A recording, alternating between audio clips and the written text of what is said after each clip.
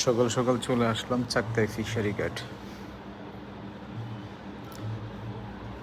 অনেক বছর পরেই আসা।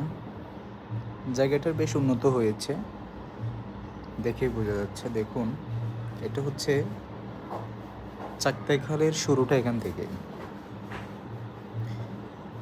তবুও সব দিকে ময়লা আবর্জনা চটিয়ে চিড়িয়ে আছে। আর একটু পরিষ্কার রাখা যেত, সতর্কতার অভাবে তা হচ্ছে না। একটা বোট, ফিশিং বোট ডুবে গেছে দেখেন। সামনে দেখুন কতগুলো ফিশারি বা ফিশিং বোট সারিবদ্ধভাবে দাঁড়িয়ে আছে।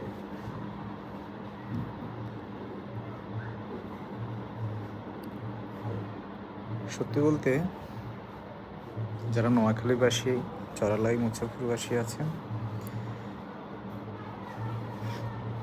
তাদের বহুদিনের অনাকাঙ্ক্ষিত ঘটনাগুলো, নদী ভাঙ্গন রোধ,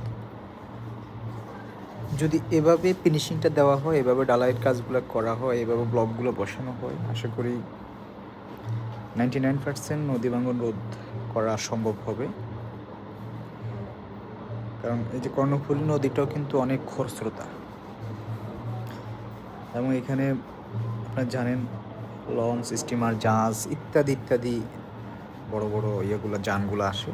তো সেক্ষেত্রে এইগুলার একটা পানির একটা প্রেশার থাকে। তবুও কিন্তু খুব শক্তভাবেই নদীর দুই পাশ কিন্তু টিকে আছে। তা আমাদের নোয়াখালীতেও সম্ভব যদি এভাবে কাজ করা হয়। সামনে দেখতে পাচ্ছেন কর্ণফুলী ব্রিজ, আর এখান দিয়ে জেলে ভাইরা তাদের নৌকা থেকে জাল তুলতেছে।